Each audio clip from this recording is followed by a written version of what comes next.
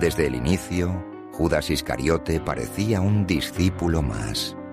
Caminaba con los 12, escuchaba las palabras de vida eterna, veía los milagros con sus propios ojos, ciegos recibiendo vista, muertos levantándose, panes multiplicándose en el desierto.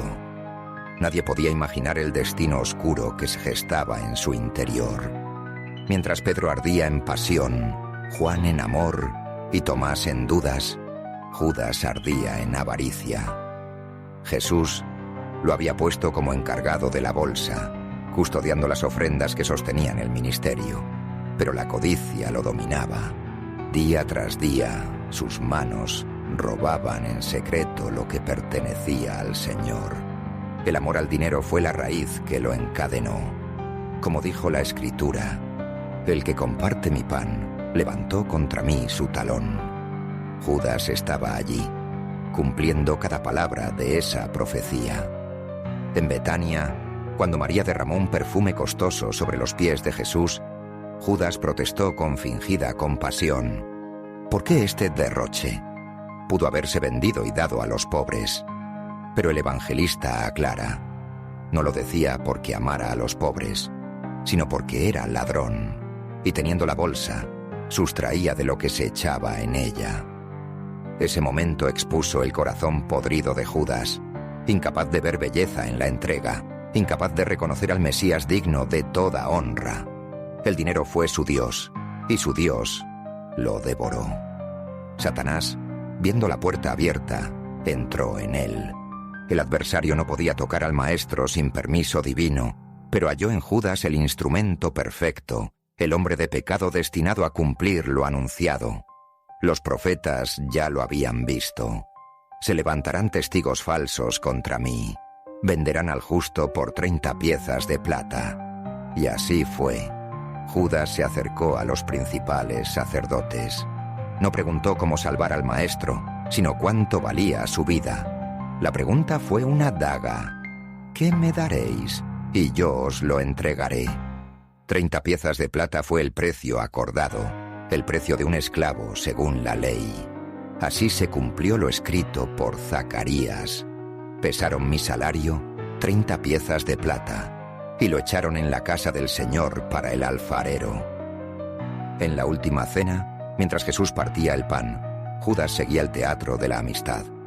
Pero el Maestro, conocedor de los corazones, le dijo, «Lo que vas a hacer, hazlo pronto». Y Satanás, ya dueño de su voluntad, lo impulsó a salir en la noche. ¡Qué ironía! Judas abandonó la luz del mundo y se sumergió en la oscuridad eterna. En Getsemaní, llegó con una turba de guardias y sacerdotes. No usó espada ni látigo, usó un beso, el símbolo más sagrado de afecto. El beso se convirtió en la señal de la traición. Jesús lo miró con ojos de eternidad y le dijo, ¿con un beso entregas al Hijo del Hombre? Aun en ese instante, Judas pudo retroceder, pero su corazón estaba endurecido. Cuando Pedro, lleno de celo, sacó su espada e hirió a Malco, siervo del sumo sacerdote, Jesús sanó la herida, mostrando misericordia incluso en la traición. Judas vio aquel acto, pero su corazón no se quebrantó. Los sacerdotes celebraron, Pilato vaciló y los discípulos huyeron. Judas había cumplido su papel. 30 monedas tintineaban en su bolsa, pero lo que antes parecía brillo, ahora era condena. Cuando supo que Jesús había sido condenado, la culpa lo consumió. El dinero, su Dios, ahora era fuego en sus manos.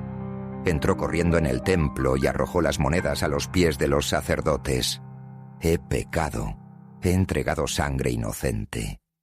Pero los líderes religiosos, tan endurecidos como él, respondieron con desprecio. ¿Qué nos importa? Allá tú. El mismo Sanedrín que lo había usado, ahora lo despreciaba. Judas, el traidor, quedó solo. Corrió con desesperación, buscando alivio, pero no halló perdón. El que había caminado con el autor de la vida no buscó redención en él, sino que corrió hacia su propia perdición. La Escritura lo había profetizado. Su morada quede desierta, y otro tome su oficio.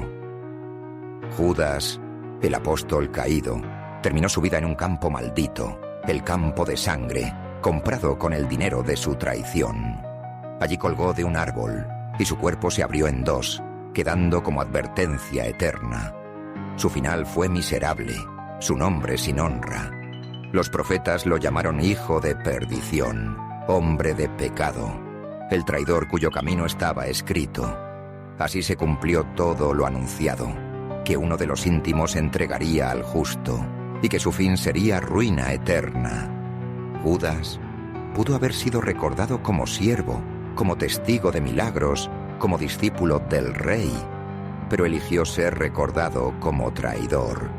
Vendió al Salvador por 30 monedas y compró con ellas su propia condena.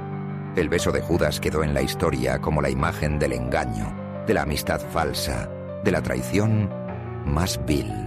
Su nombre se convirtió en símbolo de traidores y su final en advertencia para los siglos. Así, Judas cumplió la Escritura, no porque Dios lo forzara, sino porque su corazón lo eligió. Fue instrumento de Satanás, esclavo de su propia avaricia y ejemplo eterno de que quien ama más al dinero que a la verdad, camina directo hacia la perdición. El Hijo del Hombre fue entregado en manos de pecadores, pero resucitó en gloria eterna. Judas, en cambio, quedó como el rostro de la traición. Su historia no brilla, sino que arde como advertencia. El hombre que caminó junto a la vida y escogió la muerte.